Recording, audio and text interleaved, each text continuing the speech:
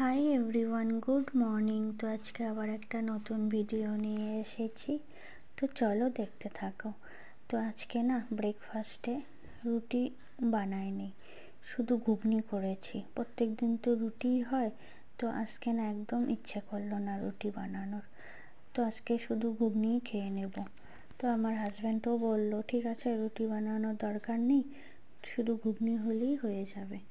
আবার না খালি খালি না ঘুগনি খেতেও ভালো লাগে না, সাথে যদি রুটি না থাকে। তো ইচ্ছে করলো না দেখে আর বানানো হলো না। তো আমি এখন না ব্রেকফাস্টটা করে একটু মার্কেটে যাব।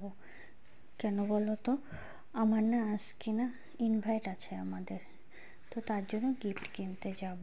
তো আমার হাজব্যান্ড বলল তুমি চলো সাথে, একা একা ভালো লাগে না। তো আমি ওকে বলছিলাম না তুমিই যাও, আমি ঘরের কাজগুলো করে ফেলি। তো বললো না সাথে তুমি চলো। তো দেখো আমি রেডি হয়ে গেছি।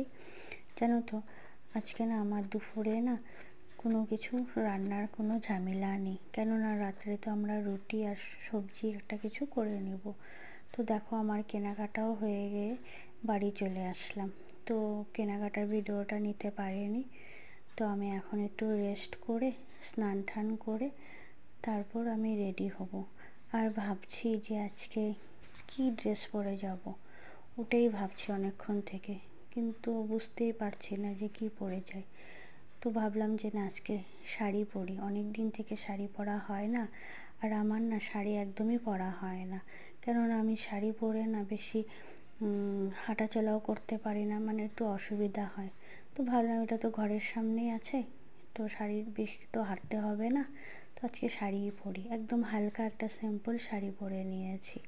তো ভিডিওটা যদি তোমাদের ভালো লাগে like comment share and subscribe করে দিও। আজকের মতো আসি, বাই।